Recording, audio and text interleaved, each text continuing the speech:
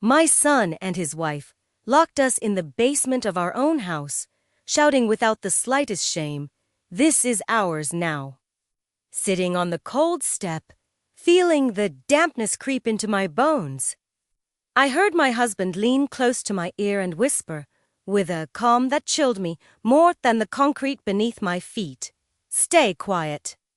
They have no idea what's behind that wall." In that moment, I still didn't know those words would mark the end of everything I thought I knew, and the beginning of the truth he had hidden for 39 years. Hello, dear listeners. Thank you for being here with me today. Before we dive into this story, I'd truly appreciate it if you subscribed to the channel and left a comment telling me where you're listening from, city, state, or country. It always warms my heart to see how far these stories can travel. Now, take a deep breath and listen. This house breathes. I know the sound of its breathing as well as I know my own. At dawn, when the first rays of the South Carolina sun slip through the twisted branches of the magnolia trees in the yard, the house inhales slowly. Light pours in golden beams, and dust motes dance in the air like memories that refuse to settle. At night, it exhales. The heat fades. Old beams creak and groan like tired bones finally allowed to rest. It's the sigh of something that has survived one more day. I've lived here for 4 decades. Or maybe it's more accurate to say I became part of these walls, or that they seeped into me. I no longer know where I end and where the house begins. It was Ezekiel Harper, my husband's father, who built this house with his own hands. A man with a steady gaze, a quiet voice, and a dignity that never needed announcing. He didn't raise it as a weekend retreat, but as a legacy, a place meant to endure generations. A home where children's laughter would echo for decades, where family would find strength even when everything else fell apart. That morning, I was making soup. I always make soup. Chicken broth with soft dumplings, just the way my grandmother taught me, stirring slowly as if each turn of the spoon were a silent prayer. Samuel, my husband, barely eats anymore. Since the stroke, his appetite has become a rare visitor. Still, the smell of the broth sometimes awakens something in him, a flicker, an echo of the man he once was. I was cutting carrots into tiny cubes, like little orange gemstones, when I caught myself remembering the day I taught Noah, our son, to do the very same thing. He was small, standing on a step stool beside me, chubby fingers gripping a plastic knife. "Mommy, I'm a chef," he shouted. We laughed. We laughed so much it seemed impossible that sound could ever disappear, but it didn't disappear. It still lives in the fibers of the kitchen table. This tasteless slop again, Mrs. Margaret? Livia's voice, Noah's wife, sliced through my memories like a cold draft through an open window. We talked about this yesterday. The internet is full of recipes. Broccoli cream soup. Gazpacho, something modern. Can't you learn something new? She leaned against the doorframe, wrapped in a pale silk robe, arms crossed, her face flawless and distant. "This is for Noah. He needs to eat properly." She never called me Mom, always Mrs. Margaret, too polite to be kind, too cold to be merely formal. I didn't turn around. I kept stirring the broth. "Your husband likes this soup," I said quietly. "So does his father." Dad doesn't understand anything anymore. She cut in. But Noah deserves better. They had been living with us for 3 years, ever since Samuel's first stroke. At first, it seemed right. Family is supposed to stick together in hard times. Isn't that what they say? I gave them the entire upstairs, the old master suite with a balcony overlooking the garden.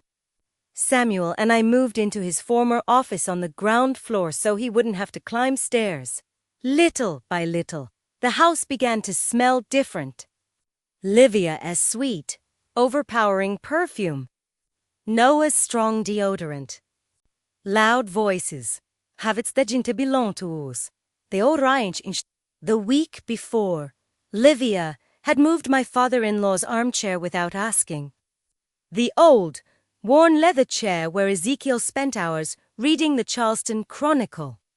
She shoved it into a dark corner and replaced it with a white, metallic piece of furniture with no soul at all. It doesn't fit the modern aesthetic, she said over her shoulder. I didn't respond. I waited until everyone was asleep, went downstairs alone, ran my hand over the cracked leather of the chair like someone petting an old, loyal dog. I remembered Noah as a child, asleep there in his grandfather's arms.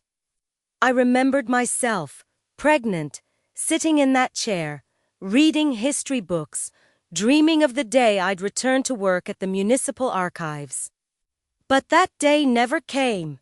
Samuel, his career, the constant demands. And my dream was placed on a high shelf, gathering dust like forgotten volumes in the attic. When the soup was ready, I went to the office. Samuel was lying there, staring at the ceiling, his body fragile, but his mind, at times, still glowing with an almost painful clarity, like an ember about to go out. I sat beside him and held his hand. The skin thin, dry, fragile as old paper. How are you feeling, my love? I whispered. He slowly turned his head. Our eyes met. They're so loud, he murmured. Yes, they always were. The raised voices, the arguments about money, the exaggerated laughter, all of it foreign to the quiet life we had built here. Shortly after, Noah came down for lunch. He didn't say good morning. Sat at the table and sank into his phone. I placed the bowl of soup in front of him. He pushed it away. Mom, we need to talk. Seriously, Livia appeared immediately, sitting across from him, fingers interlaced. In her eyes, I recognized that particular gleam, the look of someone who has already decided. We've been thinking about inheritance, paperwork, all those bureaucratic complications. Noah began without lifting his eyes from the screen. Dad is in this condition. To avoid problems later, it would be better if you transferred the house to my name now. A donation. Just a technical detail. My chest went cold. Not because of the words, but because of how he said them, as if he were asking me to pass the salt. No, I said. My voice didn't tremble. This house belongs to me and your father. As long as we're alive, nothing changes. Livia leaned forward. So you'd rather your only son deal with lines, notaries, and courts when? You know, I understand perfectly, I replied, looking straight into her eyes. And that's why the answer is still no. Noah finally looked up. There was no love there. Only cold irritation.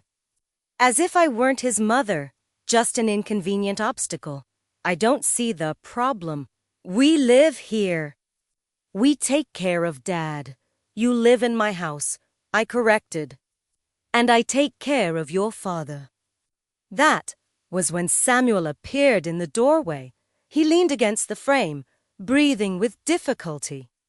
He had heard everything. His gaze was clear. Surprisingly clear. He didn't look at me. He looked at Noah. You.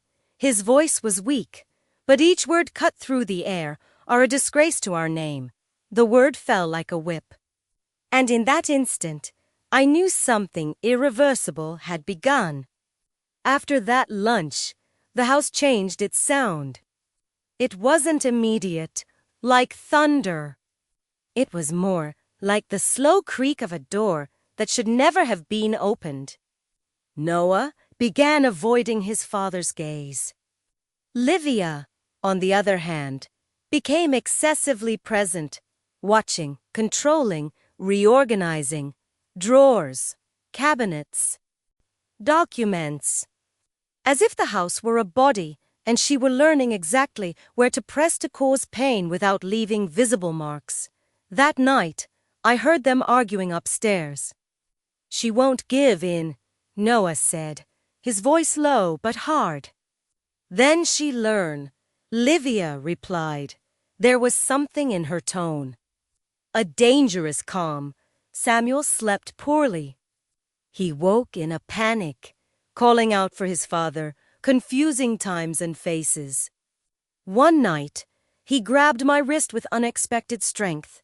"If they knew," murmured. "Knew what?" I asked, leaning closer.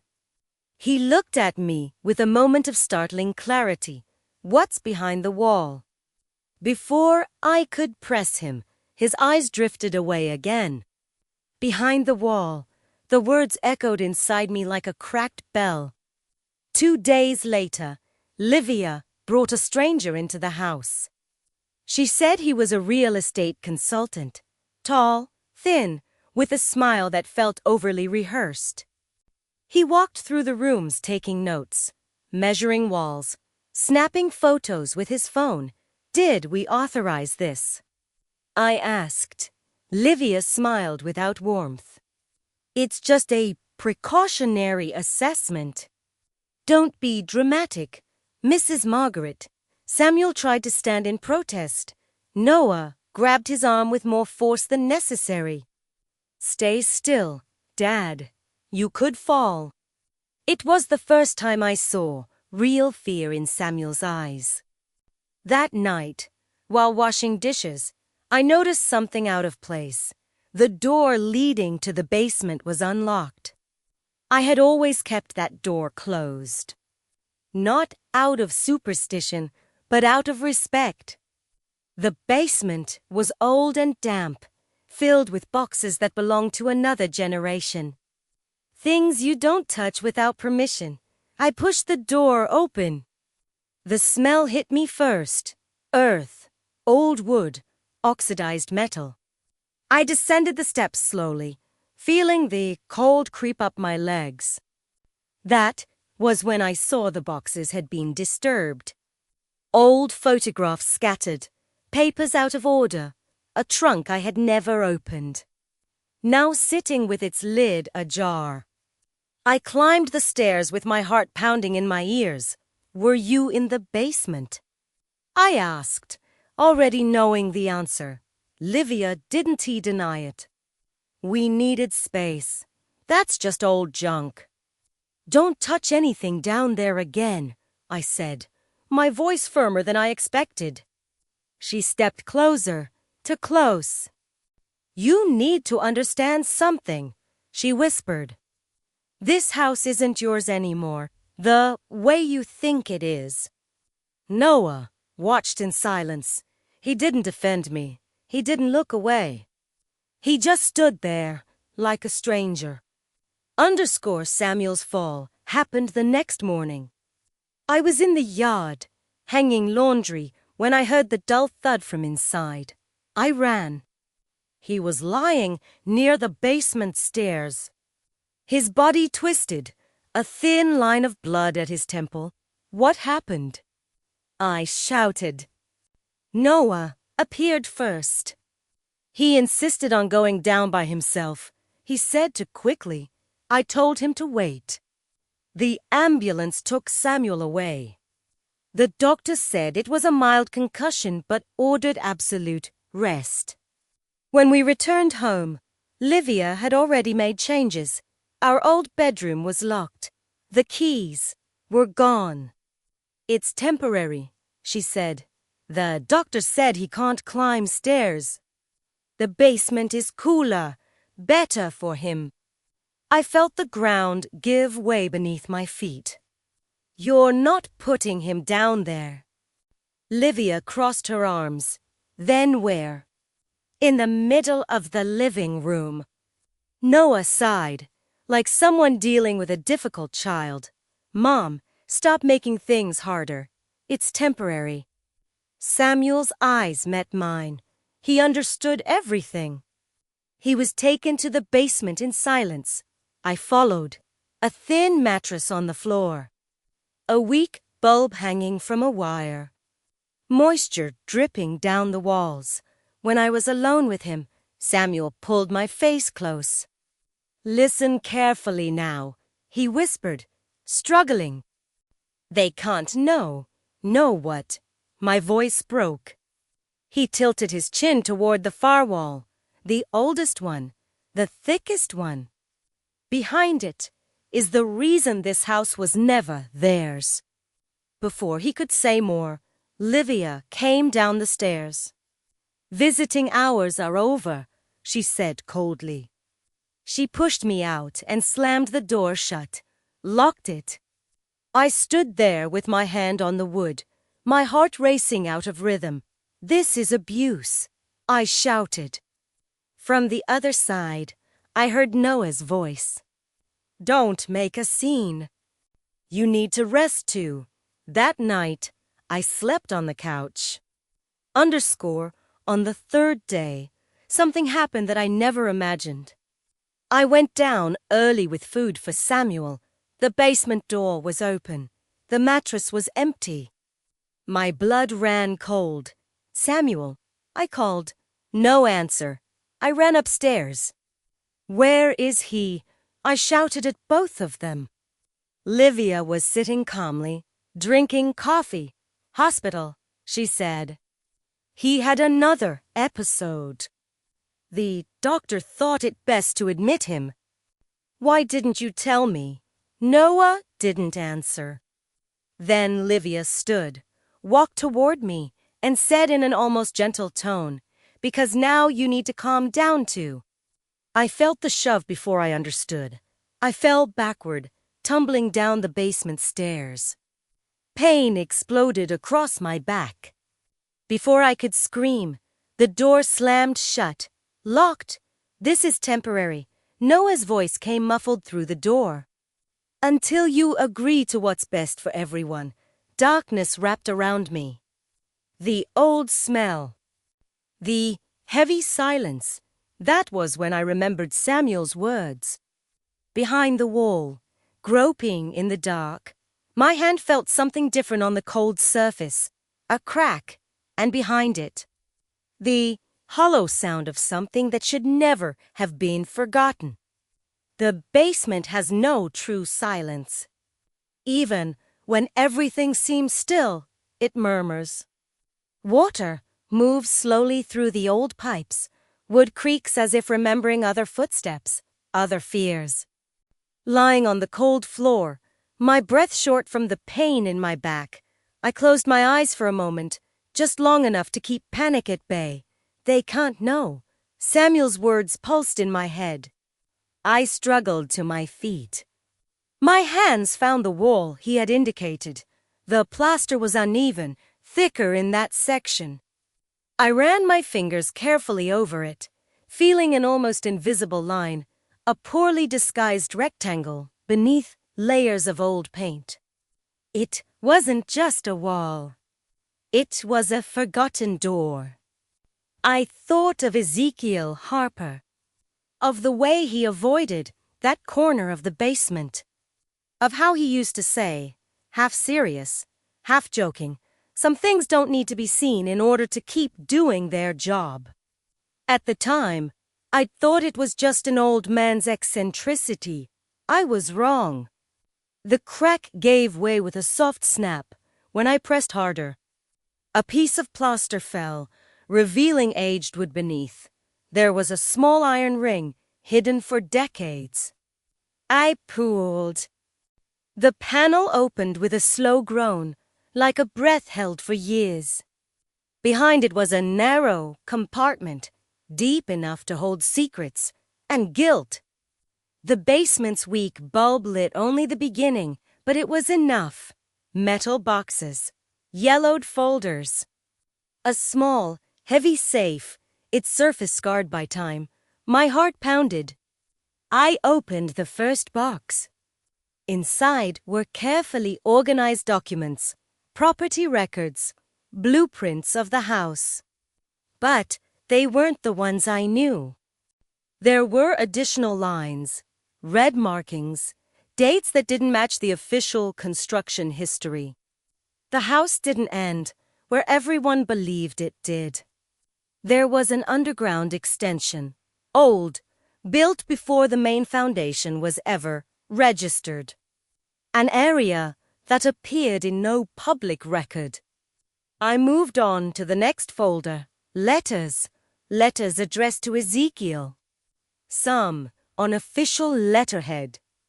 Others handwritten, the script tense, almost desperate. I read one at random. It spoke of money, of silence, of an agreement that could never come to light. My hands trembled. That was when I opened the safe. Inside, wrapped in thick cloth, was a black notebook. Cracked leather, worn edges. On the first page, written in a steady hand, E. Harper, do not destroy. I sat on the floor to read. The diary began decades earlier, describing the construction of the house, but it soon descended into something darker. Ezekiel wrote about a man from the town, an influential investor, respected, someone everyone knew, including my son. The name appeared again and again. The same last name as Livia S. My stomach twisted. The following pages detailed secret meetings, payments, veiled threats. And then, the night that Naxidard, Aniskapi never found. Ezekiel never wrote the word murder. He didn't have to. The basement seemed to spin. The diary held another revelation, one that made my hands go cold. Samuel knew. He had discovered the truth years later, after we were married. Ezekiel had made him swear absolute silence. That hidden space, that documentation, were the only guarantee that no one would ever claim the house or set foot in it with the wrong intentions. The house wasn't just a home. It was a buried secret. I heard footsteps above me, voices. She's been too quiet, Livia said. She has nowhere to go, Noah replied. I closed the compartment carefully, returning the wall to its ordinary appearance. I hid the diary beneath my clothes, tight against my body. In that moment, something inside me shifted. The fear was still there, but now it shared space with something else. Clarity, _ I stayed in the basement for hours. No food, no water, just thinking. They wanted the house. They wanted control. They wanted Samuel erased. And me along with him.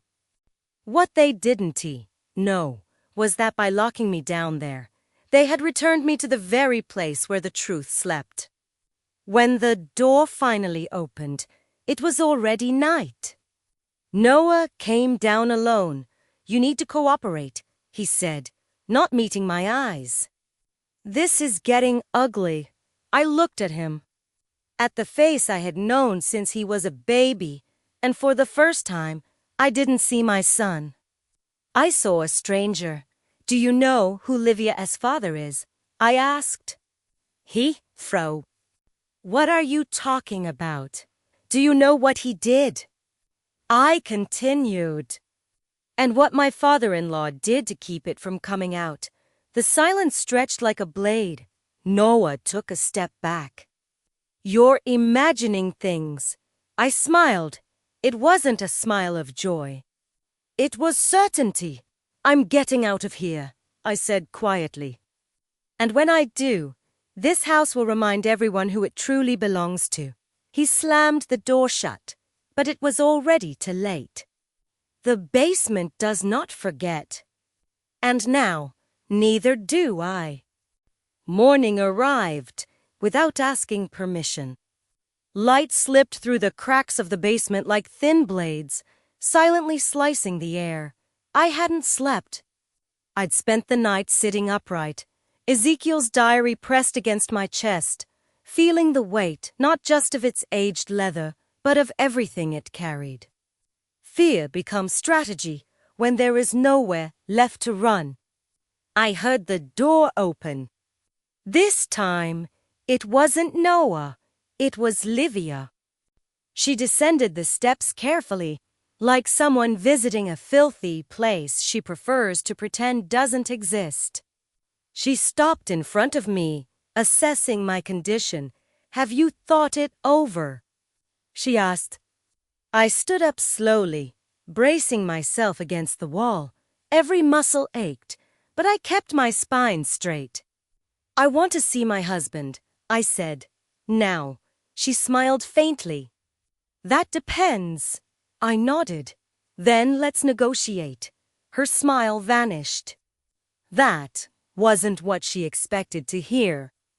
"You're not in a position to negotiate anything." I tilted my head. "You're mistaken." For a second, the silence grew heavy, the kind of silence that exists only when someone realizes they've lost an important piece of the game. "What do you mean?" she asked. I didn't answer. I stepped past her and climbed the stairs calmly. She didn't stop me. Because, deep down, she already suspected. The hospital smelled of disinfectant and exhaustion. I found Samuel pale but awake. His eyes brightened when he saw me. "You found it," he murmured. I squeezed his hand. "Everything." He closed his eyes for a moment. A tear slipped down his cheek. "Then it's over." "Not yet," I corrected. "But it will end the right way." I didn't share the details. He didn't need to carry any more weight. I left the room and made 2 phone calls in that same hallway. This was to allow we or hadante sinin hu ni any Harper's reputation. The second was to an old friend from the municipal archives. "Do you still have access to the old records?" I asked. He was silent before answering. "The ones that don't show up in the system. Those exactly." I returned home late in the afternoon. Noah and Livia were in the living room, arguing in low voices. They stopped when they saw me. "Where have you been?" Noah asked. "Taking care of your father," I replied.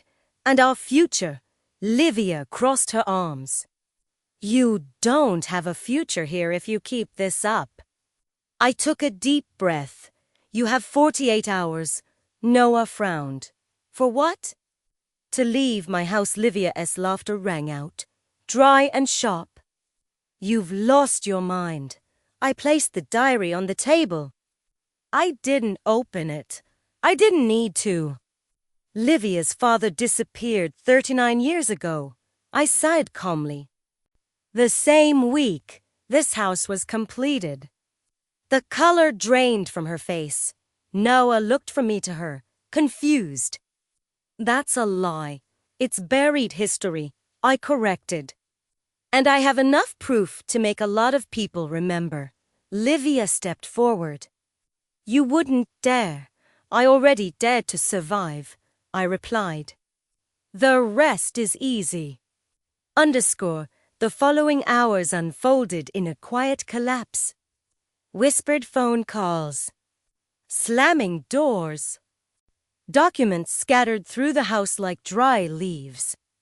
Noah tried to speak to me twice. I ignored him. The next morning, the lawyer arrived. Then 2 men from the registry office. In the afternoon, a retired investigator, a friend of a friend. The house that had swallowed secrets for years was now spitting them back out. Livia locked herself in the bedroom. Noah began to drink. When the official notice arrived, a simple brown envelope, everything changed. Her father's name was there. The case would be reopened. She came down the stairs, hair face undone. "You destroyed everything," she screamed. I looked at her with a calm I didn't know I possessed. "No," I said. I simply stopped protecting what was never my responsibility to hide. Noah collapsed into a chair. "Mom." His voice broke. It was the first time in years he'd called me that, but it was too late. That night, I packed their bags. I placed them on the porch. The house breathed out, relieved. After they left, the house grew quiet. Not an empty silence, but the deep kind that only exists after a storm, when the air still vibrates, yet no longer threatens. I walked through the room slowly, as if relearning each space. The wooden floors felt less tense beneath my feet. The walls, lighter. Samuel returned home 2 weeks later, weaker, quieter, but with a new kind of peace in his eyes. "Ai, Majisup." When I set the bowl in front of him, he smiled softly. "You still know how to make this feel like a home," he said. I sat beside him. I always did. We didn't speak about Noah, not at first. His name hovered like suspended dust, too visible to ignore, too painful to touch. The news came on its own. The investigation moved quickly.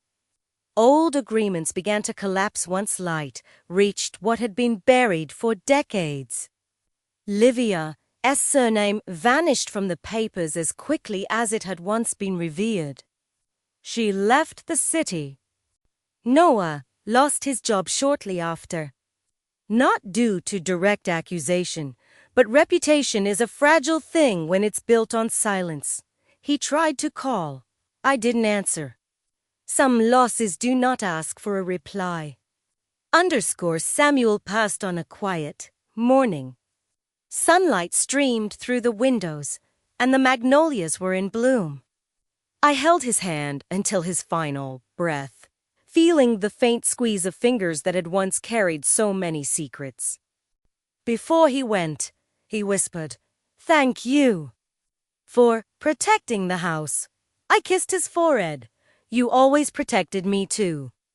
We buried Samuel in the small-town cemetery beside Ezekiel.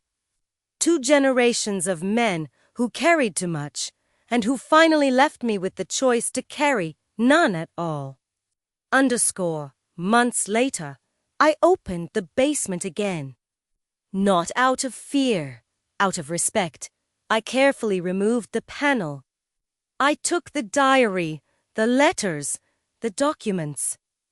I handed everything to the lawyer, keeping copies of what concerned the house. The rest, I let go. Some truths need to be spoken. Others only need to be closed. I sealed the compartment. Fresh plaster, new paint. The wall returned to being just a wall. Today, every afternoon, I sit in Ezekiel's old leather armchair. Restored to its rightful place, I read, I write. Sometimes, I simply watch the light cross the room. The house breathes. It still breathes. It never belonged to those who tried to take it by force. It belonged to those who held it up in silence. To me, and when I walk its corridors, I know each step is a conscious choice to remain, not out of obligation, but out of dignity. Because houses, like people, carry memory. And some survive only because, one day, someone chose not to remain silent. If this story spoke to you, it may not be by accident. Sometimes, stories find us when someone or something has been trying to shrink our space, silence our voice, or make us forget who we are. If that's happening to you, write in the comments, "I exist," because you do. Your voice matters. Your space matters. And remember, saying no is also an act of self-respect. If stories like this move you, inspire you, or help you see your own life more clearly, subscribe to the channel so you don't miss the next ones. And if you know someone who needs to hear this today, share this story with them. Thank you for listening until the very end. I'll see you in the next story.